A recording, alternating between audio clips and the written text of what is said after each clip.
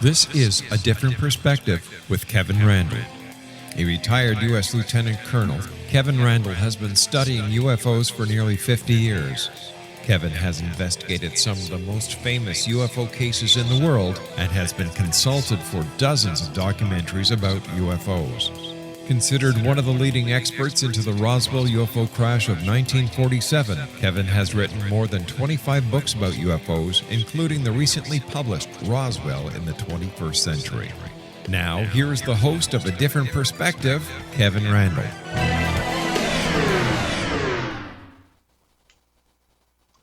And good afternoon. Welcome to this edition of A Different Perspective. I am, in fact, Kevin Randle, and I will be joined momentarily by Kathleen Marden. But before we get there, I wanted to make a couple of comments. There's been a great deal of discussion about Jacques Vallée's participation in Trinity, the best kept secret. And while I hesitate to provide additional publicity for the book, which I think is absolutely terrible, I did want to make note of the fact that I had a great deal of respect for the work that Jacques Vallée had done during his career in ufology. And among the first books I ever bought and read about UFOs were his Anatomy of a Phenomenon and his Challenge to Science. And I've got most of his other books as well. So I was a little disappointed in that book, but I wanted to make it clear that it's the disappointment in the investigative endeavor and the information that was presented without much in the way of corroboration that worried me greatly. And I wanted to make that clear before we moved on to other things. So there you have it. If you're interested in my critique of the book, you can find it at my blog at www.kevinrandle.blogspot.com. Now, as I said, I'm going to be joined here by Kathleen Marden, who is a researcher and investigator of UFOs in contact with non-humans and author of several professionally published books. I love that term, professionally published books. A featured on-camera commentator and an international lecturer. I think she beats me on that one because I don't think I've done any international lecturing except one or two times. She earned a BA degree in social work and was employed as an educator and education services coordinator while attending graduate school. Her interest in UFOs and contact began in 1961 when her aunt and uncle Barney and Betty Hill had a close encounter and subsequent abduction in New Hampshire's White Mountains.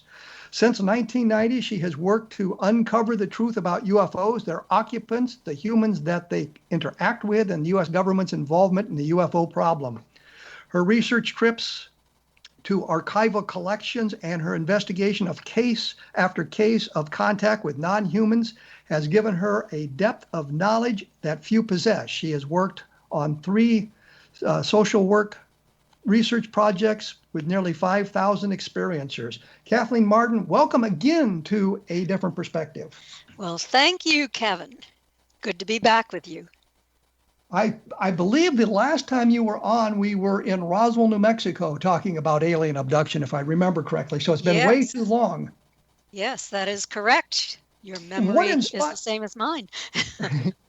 What inspired me to contact you was a note, I guess, from, I was going to say New Page Books, but they're now something else. I forget the name of the publisher. Red Wheel Wiser. Pardon me? Red Wheel Wiser. They're still New Page Books, but they're a subsidiary of Red Wheel Wiser. Yes, I know, and I've got contracts with them too, and that my book, UFOs in the Deep State, just came out from them, so the fact I couldn't remember the name of the publishers, probably something they don't want to hear about. Anyway, according to them, you had an updated version of your book, Captured, which dealt with Barney and Betty Hill. Yes. And I wondered what new information that you had that we might not know. Well, there has been a great deal of research done by me and scientific investigation and laboratory analysis of evidence that we did not have in 2005 and 6 when we were completing the book that was published in 2007.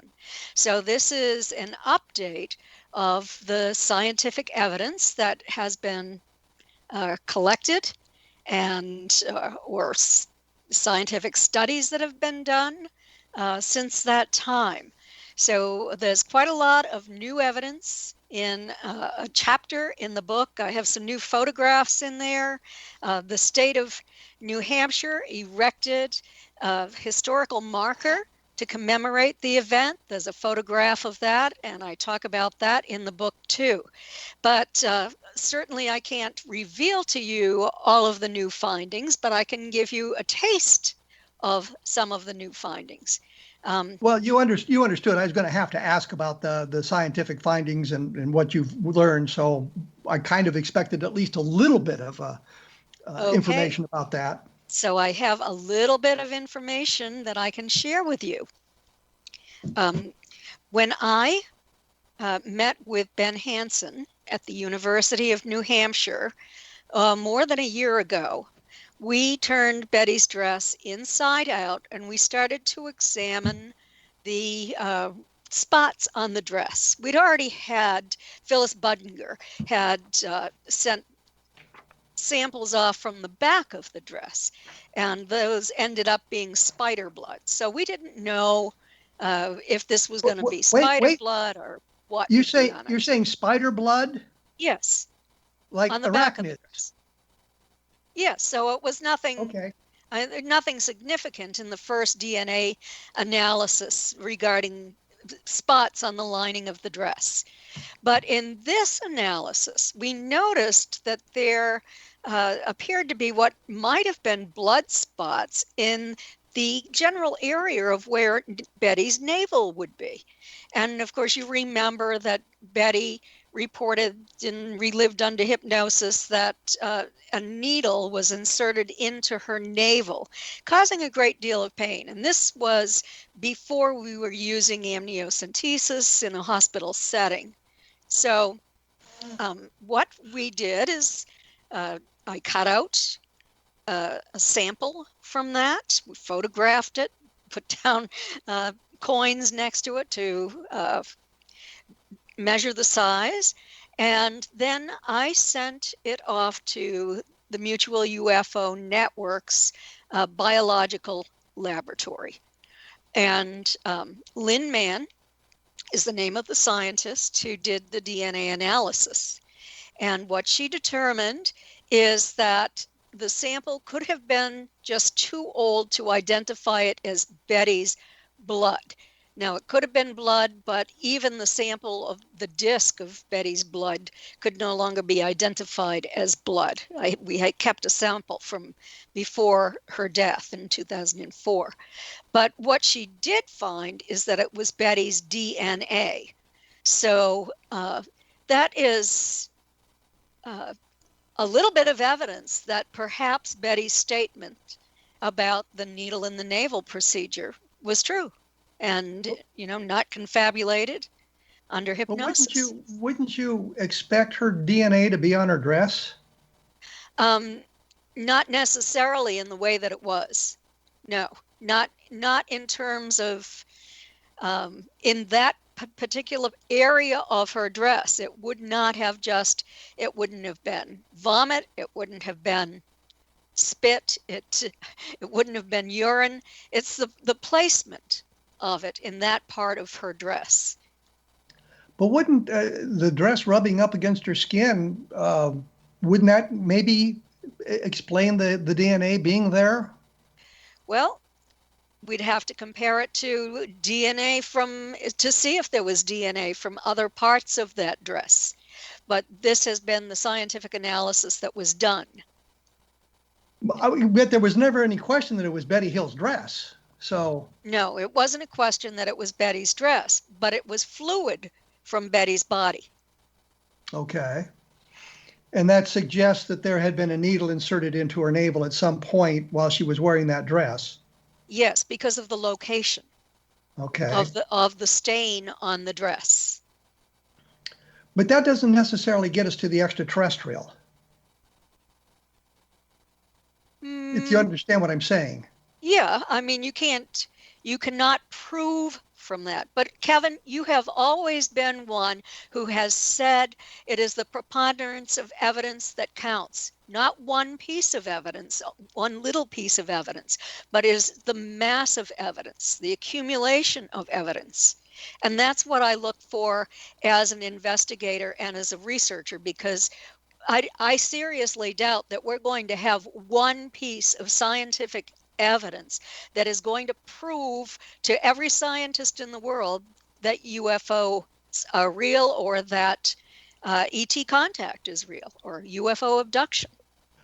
When you were doing your research, the latest research in the book, did you come to something that might have led us toward that extraterrestrial, something a little bit more than just, the stains on the dress? And I don't mean to belittle that. It's just the way the question is being formed here. But I just wonder if there was something a little bit more that you found as well. Yes. There was a study of the symbols that Betty remembered observing on the craft that she had sketched for me during my investigation of her case. And also, we found a letter that Stanton Friedman had written to John Luttrell, the reporter from the Boston Traveler, who broke the Hill story as the result of a violation of confidentiality in 1965. And John Luttrell wrote that he had interviewed 12 to 14 witnesses to the craft in the same time frame, on the same night, in the same location where Betty and Barney observed the craft. So that's all I'm going to say. There's a lot more, but we now have witnesses. Do we have names of those witnesses? Were we able to, or shouldn't say we, were you able to contact any of the witnesses to corroborate that information? The problem was that John had left the Traveler, and he said that his files were destroyed. So we were not able to get the names of the witnesses, and he was not willing to do anything because at that time he was working as a hospital administrator, and he refused to become involved in this again, even though he was the one who revealed it to the public as the result of a violation of confidentiality, which I'm not pleased about, but I think the one redeeming quality that I can attribute to him is the fact that he did interview these individuals. Now, let me break in here because I have a question I don't quite understand. The letter was written back in the early 1960s, right after this event, and it went to Stan Friedman? It was written in 1976 when Stanton was doing an investigation of all of this. It was written to John Luttrell, and that's what he stated. And he asked Stanton not to reveal that information. And so I've just recently acquired that information before Stanton's death. Well, the reason I asked that question is because when I was, what inspired my work on the Socorro case was Ben Moss had said that 3 people had called time frame, and of course it turns out they weren't, but there was a letter in the Project Blue Book files from Captain Richard Holder written on the night of the landing where he said 3 people had called the police station. So we were able to corroborate that statement, but once again, we don't know who those 3 people were because nobody bothered to keep to write down the names because they didn't think much of it. And that was why I was kind of wondering when that letter was written and how it might reflect the whole sighting here. We will be back right after this. We're talking to Kathleen Marden about the Barney and Betty Hill case, and new information is coming out from that, and we'll have more information coming up right after this, so please stick around.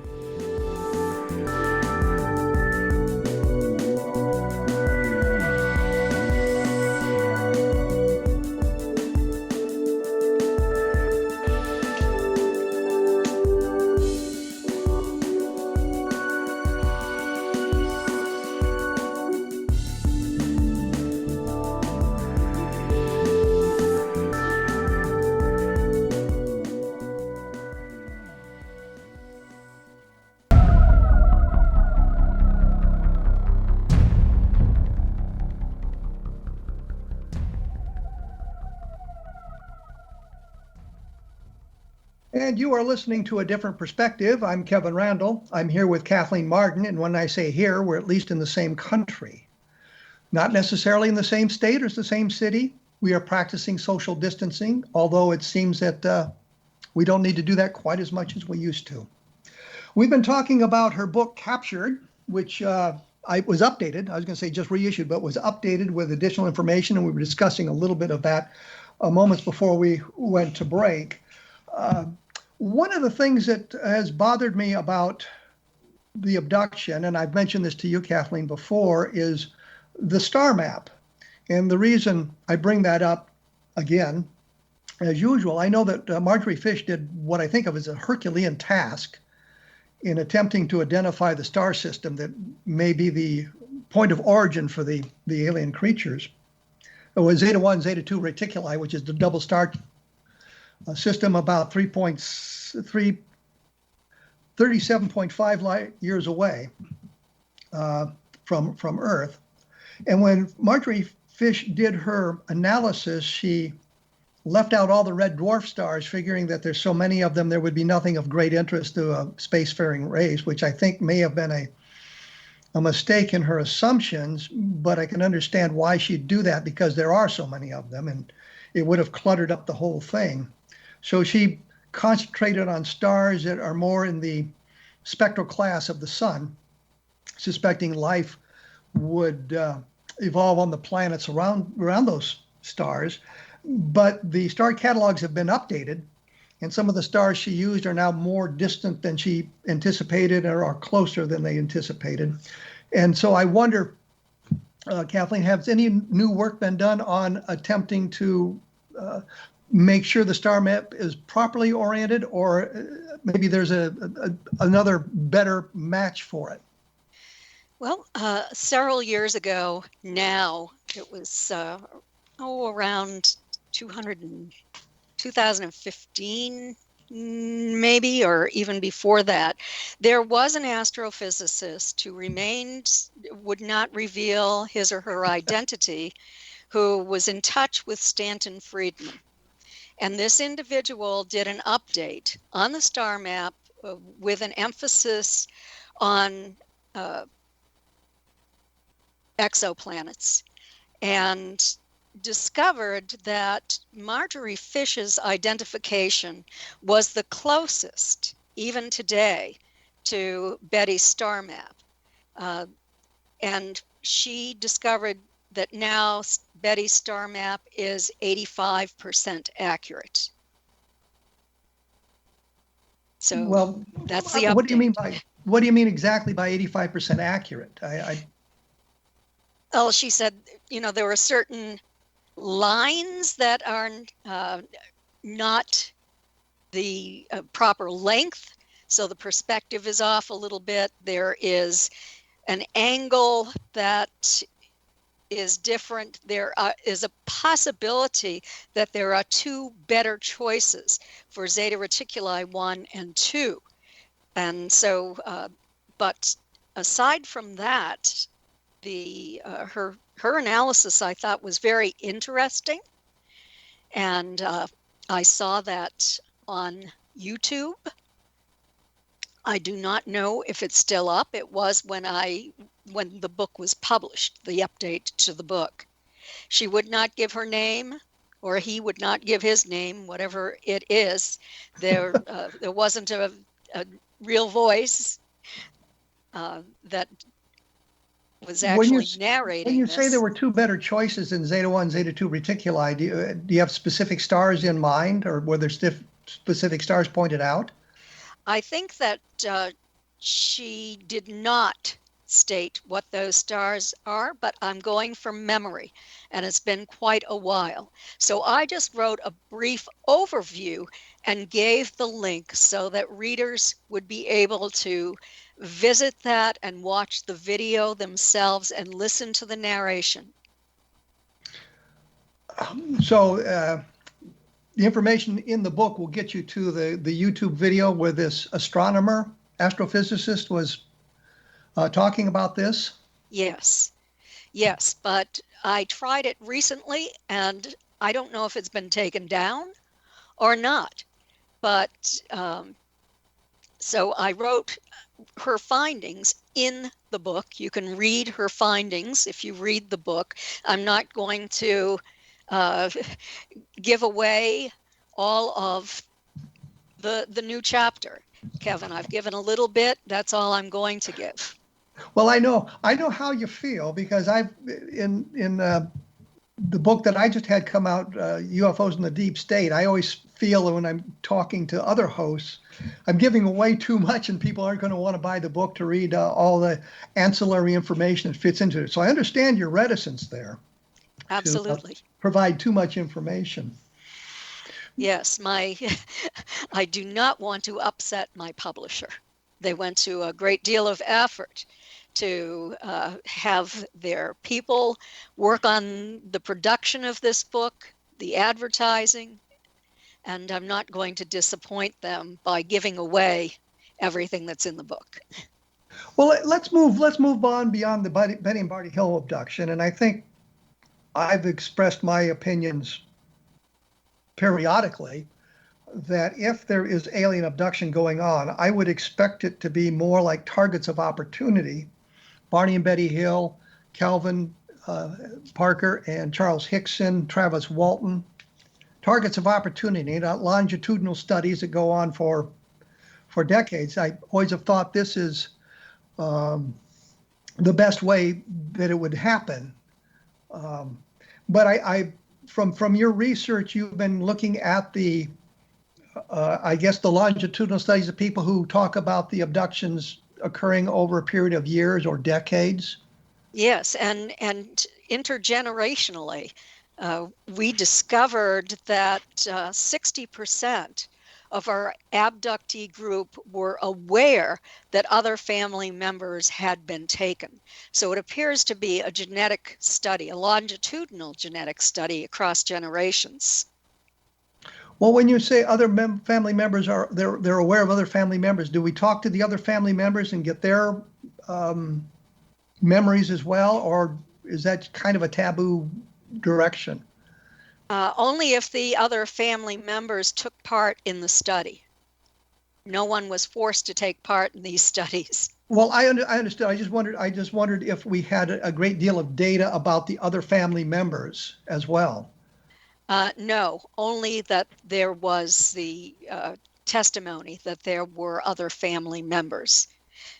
And we had Dr. Don C. Donderi, who is recently a retired psychologist, research psychologist from McGill University, administer the American Personality instrument in order to determine if the individuals who took part in this study were indeed suffering from UFO abduction syndrome, if they were simulators, or if they were members of the general public who were just hoaxing and knew nothing about UFOs, essentially.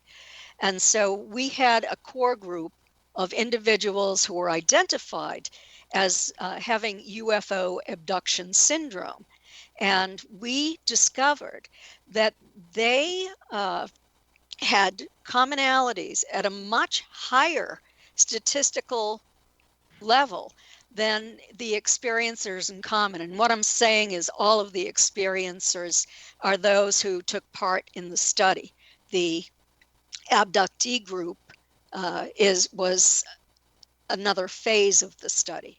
So we did a comparison between their responses with the rest of the group. Did you look at, or did you find many hoaxes, many people lying about their experiences?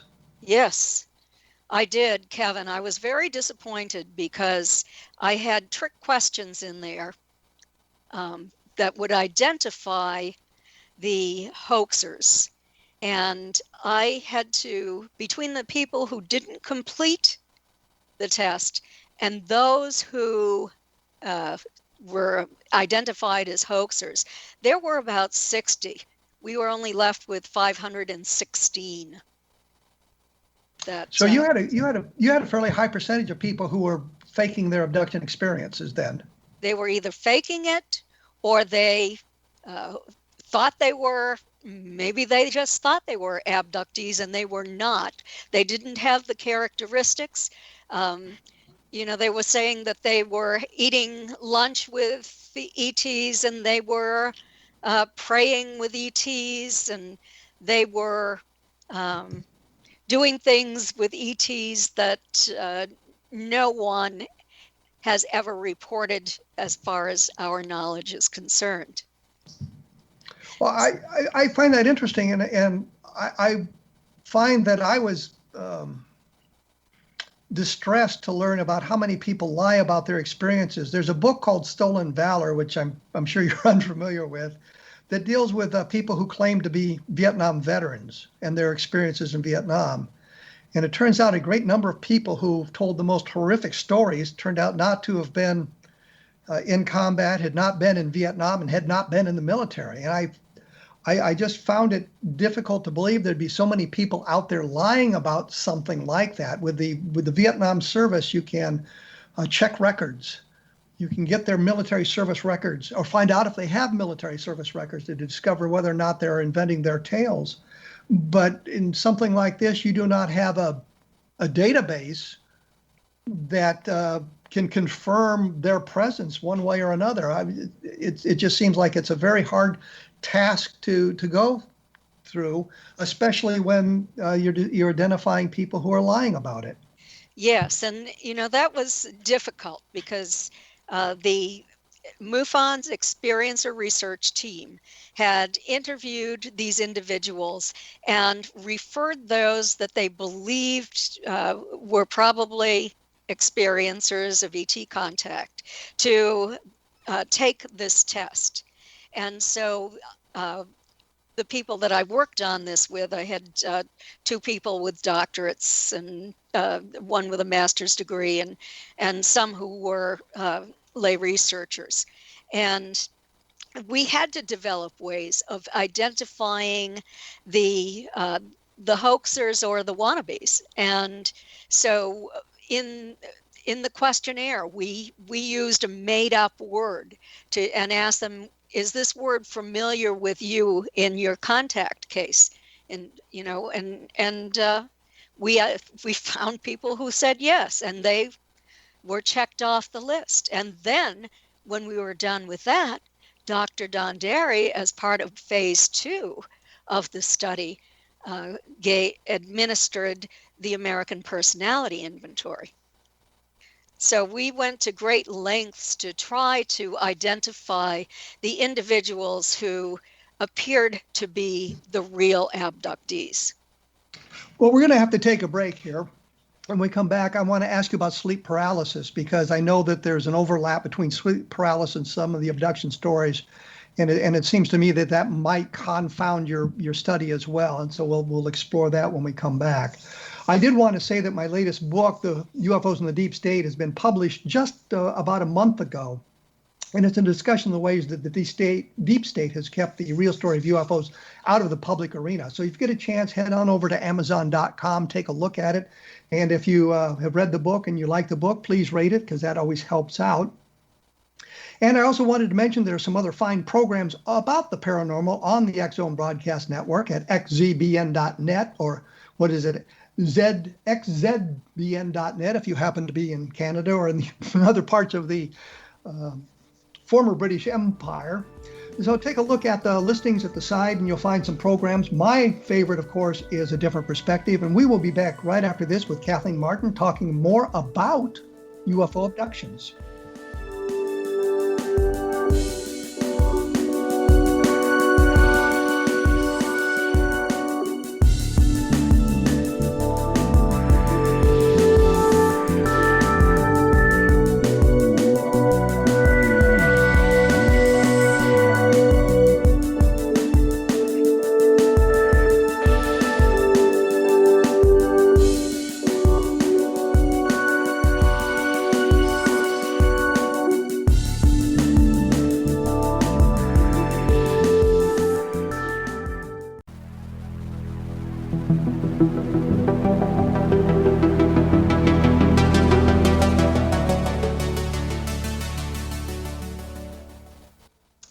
I am here with Kathleen Marden. We're talking alien abductions, alien experiences, and that sort of thing. When we went away, I mentioned sleep paralysis. I investigated a case back in 1976 in Utah. Very nice woman who said that the aliens had come into the house to abduct her. I think it's the first time anybody had reported that. I think I actually reported that first before anybody else in a Saga magazine article. I am now convinced that it was an episode of sleep paralysis, and it's based on my re-examination of my interviews with her, the transcript of the interviews, the way Dr. Harder conducted the various sessions and the things that he had said. One of the things he said, by the way, Kathleen, was that he was interested in validating the Betty Hill abduction during that. And what would happen is in between sessions, and this took place over 4 or 5 days, he would mention things to her. And I remember him talking about Betty Hill and how she had an examination aboard the craft. And in the very next session, the woman talked about an examination in the craft. I am absolutely convinced this was sleep paralysis, given everything that I know. You and I talked about this once before, sleep paralysis, and Yes. and you were developing protocols to separate sleep paralysis from actual abductions. So the question becomes, on your study, did you run into sleep paralysis much? And if so, how did you determine it was sleep paralysis and not an abduction or vice versa? Well, we asked people, have you had the experience where you have woken up unable to move anything except for your eyes? You saw shadowy figures or a shadowy figure near where you were lying. And this, you'll be interested in these statistics, Kevin. 74% of the entire experiencer group, 516, said yes. 90% of the abductee group said yes. But then we asked the question, were you awake? And did you observe non-human entities entering your environment? And then did you experience paralysis? And what the statistics we have on that is among the experiencer group overall, only 36% had been awake. Among the abductee group, 60% were awake. So I thought that was interesting. Yes, it's very interesting. How many of the people remembered the abduction experience other than the sort of the sleep paralysis scenario without the introduction of hypnotic regression? Nearly everyone remembered part of it, Kevin. They might have remembered being on a table. They might have remembered a craft in close proximity, non-humans in their environment, that sort of thing. So there were spotty memories and often some kind of physical evidence in terms of patterned marks on the body. I keep a catalog of those highly unusual marks on the body. I'm not certain why they are made. Some of them will fluoresce under a black light. So we have that as well. So we do have some evidence to go along with the idea that these people were awake when this occurred. I will not work with anyone under hypnosis unless they do have conscious recall of the experience, and they can tell me a general time frame. We can pin down the date in hypnosis, and then I can check it out to see if indeed it was the day of the week and the day of the month that they stated. But it is something that I am very concerned about. I would never want to lead anyone in hypnosis, and I'm not a person who would hypnotize anyone unless I'd investigated their case and I believed that it was real. I'm not a big fan of hypnosis now as a research tool. From all we've learned about hypnosis in the past, I know when I was working with Jim Harder, he told me that people can't lie under hypnosis. They can. And, yeah, I was going to say we've learned that that's not true, and they can't be forced to do anything they wouldn't normally do as a hypnotic suggestion, and we found out that that's not true. So there's all kinds of problems with hypnosis. I think as a therapeutic tool, hypnosis may be very valuable, but I think as a research tool, it's not very good at all. It's too easy to inadvertently lead someone under hypnosis, and you have to be very careful on the way you ask the questions and your reactions to the questions to make sure you're not leading the subject into an arena they may not have experienced. You're aware of all of that, of course. Oh, of course. I have studied hypnosis for a long time. On my website, you'll find an article on a research study I did back in the 90s over a summer period at the university on a small stipend that included all of the academic studies I could find on hypnosis. And then I thought to round it out, I should study and become a hypnotherapist, which I did. And then I went on years later to take the quantum healing hypnosis technique training as well. And I'm a master level at that. But I always prefer to use forensic hypnosis, whether it's therapeutic, and always when I work with somebody, it's not just for research. I don't believe that it should just be for research. I think that there definitely has to be a therapeutic part of it, because if it's just for research, you can leave that person traumatized, and that is absolutely something that you don't want to do. Well, I understand that point of view, but doesn't sometimes the research aspect of it and the therapeutic aspect of it come into collision? Not for me, not in the technique that I've developed. And I've developed a special technique using forensic hypnosis where I don't ask any leading questions. I only build upon what the person has already said. Now, if the person is reliving something that's really terrifying, then I can move them away. I can give them suggestions. It's in the past. It will remain in the past. And if they want to forget it, they can forget it again. That is a technique that Dr. Benjamin Simon used with Betty and Barney, because he hypnotized them separately. And he reinstated amnesia at the end of each session so that they couldn't share information.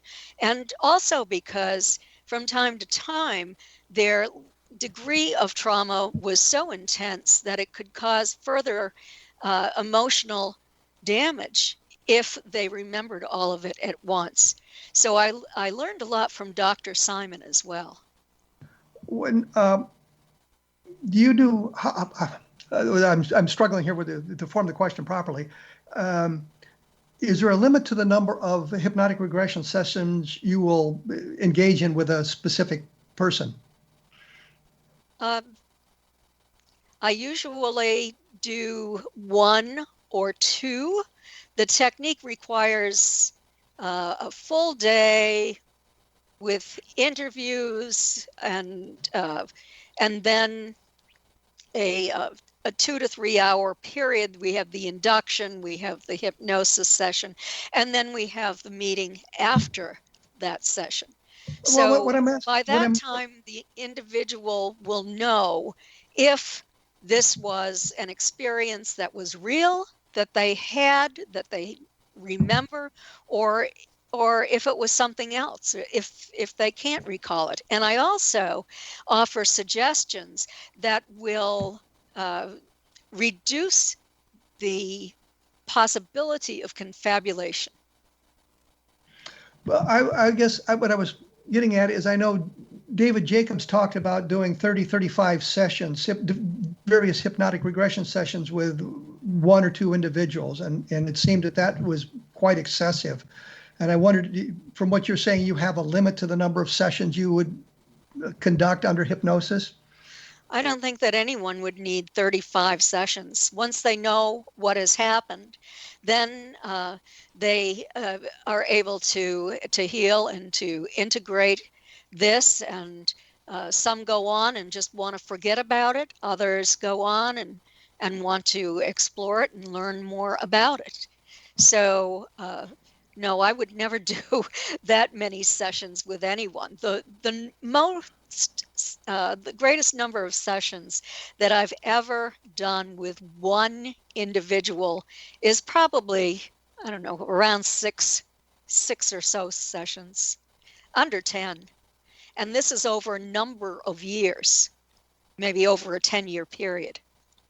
Well, let me ask you a really nosy question. And Russ Estes and Bill Cohn and I have caught a lot of flack for the statistic, but we interviewed, I think it was 316 abductees, experiencers.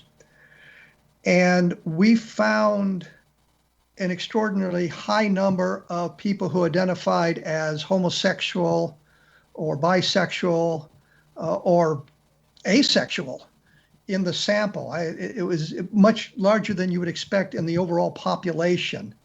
And that suggested to us maybe there are questions we could ask. Is there a number of, an extraordinary number of people who are left-handed? Are there extraordinary number of people who have a certain blood type? College education comes to mind. Physical characteristics that are not readily visible. Have you found anything like that in your research? Well, we didn't ask questions about sexual preference, but we were looking for health problems, specific health problems that might be related to contact. And we found out that 53% had health-related problems. Of that, 49% of those had migraine headaches. 45% had a number of nosebleeds. 44% had chronic fatigue and immune dysfunction syndrome, and 18% had fibromyalgia. It is significantly raised on those migraine headaches and on chronic fatigue and immune dysfunction syndrome. In the general population, chronic fatigue and immune dysfunction syndrome is less than 1%. Yet it's a medical diagnosis of 44% among those that we interviewed. So you found some common factors, medically related factors. And I was looking for, and that kind of answers the question of things that are not readily visible. You can't look at somebody and say, this person suffers from migraines, for example, which is why I was wondering about that, because we had suggested that maybe these sorts of things should be examined to see if there are other such commonalities. I'm talking with Kathleen Marden here. Her website, for those of you who are interested, and I'm sure it's everyone, is Kathleen-Marden, all lowercase, .com. And you can take a look at some of her research there. I can be found at www.kevinrandle.blogspot.com. The latest activity there has been, of course, about Jacques Vallée and his book, Trinity, and the problems we've had with that, and some other interesting UFO-related materials. I'll be doing something about drone sightings that may impact the coming study from the government about UAPs in the next couple of days on the blog as well, for those of you who are interested in looking at where this may go and why we think of it as Condon 2.0. You are listening to A Different Perspective on the X-Zone Broadcast Network, and we'll be right back after this, so please stick around.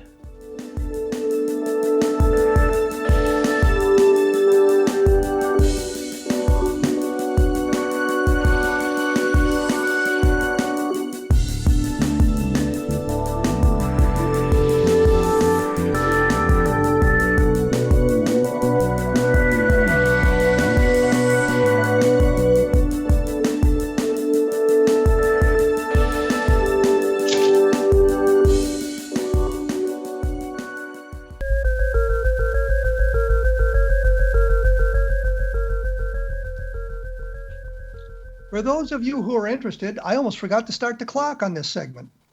I don't know why I should mention that, but I just thought I would. I'm here with Kathleen Marden. We're talking about alien abductions, and one of the questions that comes up to my mind, and I know these experiments have been attempted, do you have any physical evidence? Do you have videotapes? Do you have anything like that, especially the people who are talking about longitudinal studies, setting up some kind of way of videotaping something or gathering some additional information about this that would help corroborate the abduction experience? I do. I, over the years, have been able to collect a number of different things, including the alien symbols seen on the craft, the markings on the body. I have a photograph of what looks like a little elf standing in a doorway. I have a video of an orb that entered the home of an experiencer. I was the main investigator on this case. He had been diagnosed with lymphoma. The orb came down through the ceiling, slid down the wall, flew across the room, hovered briefly over his body, put down iridescent tendrils, dove into the body, and he slept for 12 hours. And when he woke up, the nodes on his neck were no longer visible. He went in, and a couple of weeks later for surgery, they were removed, but all they removed is 4 tiny necrotic nodes, no sign of cancer. So I have a medical doctor who has all of that information. Also, I've worked on a big case, 3 individuals, 2 women who were paranormal investigators who wanted to do an experiment with an individual who was a confirmed experiencer. So I was able to find a confirmed experiencer who wasn't too far away from those individuals, and they obtained permission to meet on his property. They set their equipment up. They're very, very good paranormal, well-educated, and highly respected in their field. They had all of their equipment set up. They don't carry cell phones or iPad phones or purses or anything like that. When they go on a case, they do the history of the land, the genealogy of the person who lives on the land. They had a Bell and Howell camera set up that was running on its own. They were in a different part of the yard. When the experiencer pointed out what he believed was a craft coming in, the moon was almost full that night. So these paranormal investigators are attempting to ask questions and obtain EVPs, electronic voice phenomena. And the next thing they knew, they were feeling sick to the stomach. They're all standing up. The equipment they had was on the ground behind them.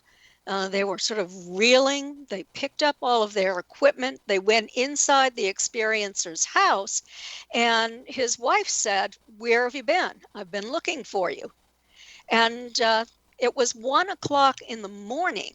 The last they had known, it was around 11 o'clock in the evening. They'd gone out at 10 o'clock, and everything had been set up before that. So it was somewhere between 10 and 11. So then I interviewed them, but one of them was so traumatized by this event that I ended up referring her to a psychotherapist so she could work through that trauma. She was having a difficult time. The other one was not. And then finally, they were able to review their video evidence, the EVPs and everything that they'd collected. Well, in that video evidence, it shows a light beam that comes across the screen. It's kind of a bluish purple. And it's not like a light, it's more like a laser light might be, but it has breaks in it. And in one of those breaks, it appears that there is an entity that is dropping off that beam and is not fully materialized. It materializes, becomes solid as it moves toward the ground. There were other entities recorded as well, and I have been doing a frame-by-frame analysis on that part of the tape. There's much more to this, but I find this very fascinating in terms of evidence of non-humans. They don't look like the Greys. Their appearance is highly unusual. One of them might be robotic. It lifts up off the ground. It has one of those blue lights in one hand, like the beam, and a white light in the other hand. It was sitting on the ground. It lifts into the air, knees bent. It appears to have something like a backpack of some kind on the back. The neck is bent. It's kind of long and bent forward with the head attached to it there. There is like a metal, almost like an antenna frame across the top of its head, on its forehead, a metal band. And then perpendicular to that is another band that goes up, and then it goes back over the head. And as this entity glides across the screen, the lights are moving back and forth, and the entity's head is moving back and forth as well. It really extraordinary. It kind of gave me the creeps when I was looking at it. It almost looked like a dog face to me, rather than anything that I ever expected to see. And then there is a large entity, probably human size or larger, in front of the camera. There is a very big flash of light where this entity shows up. And it appears to have come from the craft itself. And it's standing in front of the camera. It's dressed in black. It has like accordion type clothing on its arms. And it's wearing some kind of headgear. I can see what appears to be a chiseled nose. And that's all I can see of the face because of where the headgear is. I wish I had better technology than I have in order to do this frame-by-frame analysis. But still, to me, it was fascinating. And it shows that something was there. And it appears to be somehow related to craft. But some of it looks like fairies, which is very strange. Well, you've talked a lot about witnesses and things like that. Well, we have very little in the way of names, and there's very little in the way for us to validate what you say. I mean, it's a criticism leveled at us when we talk about some of the Roswell cases, and we can't give out names because we promised the people. So I understand that sort of thing, but you have to understand that sort of a criticism. When are we going to be able to see this information or this tape that was recovered? Well, one of those witnesses, Pam Nance, is going to be speaking about that this year. She's already done a radio show. Of course, she can't show the film on a radio show. She has given me permission to present this information at an experiencer conference later this year that I'm going to be doing in northern Michigan. You will find that on my website. So I do have permission you'll be presenting to show that. You'll be showing the tape or the video at that time? I'll be showing the video, and I'll be showing stills from the video. Yes. So that, and we now know it's the name of the woman. So, and I don't want everybody contacting her to find out the validity of it, because I know how that can just overwhelm somebody. Bill Brazel told me that at one point, and you could call direct assistance in New Mexico and say Bill Brazel, and they'd give you the phone number. He's since passed away, so you don't have to worry about doing that. But he would say he'd get calls from drunks in bars at 2 and 3 o'clock in the morning, wanting to know if the information about what he had experienced in Roswell was true. And there are people, I understand the need to validate the information from everybody. I get that, especially in today's environment, but we need to be able to examine the evidence ourselves to make sure that there isn't anything that we can there's no way we can't explain it. I mean, there's something there that we might see and say, well, that explains this sort of thing. I mean, there's a need for us all to validate the information. I hope you understand that. Well, and I also understand that some people are very willing to dismiss any evidence very quickly. And I've encountered that before as well. So I would hope that anyone who would look at the evidence would evaluate it honestly and in an unbiased manner. And the other thing, in today's environment with social media, you can say all kinds of nasty things about people without worrying about consequences as you hide behind your keyboard, which is kind of a disgusting thing. Yes. Kathleen, I think we've run out of time here. I don't know what more to do. I can't expand the hour any longer. I appreciate you taking time to chat with us. The website is Kathleen-Marden, all lowercase.com.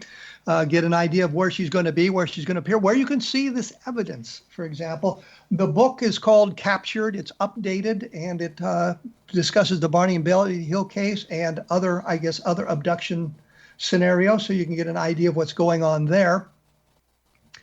And I like to always point out that my book, UFOs in the Deep State, is available. I'd like to see it make #1 on Amazon just for the hell of it, you know?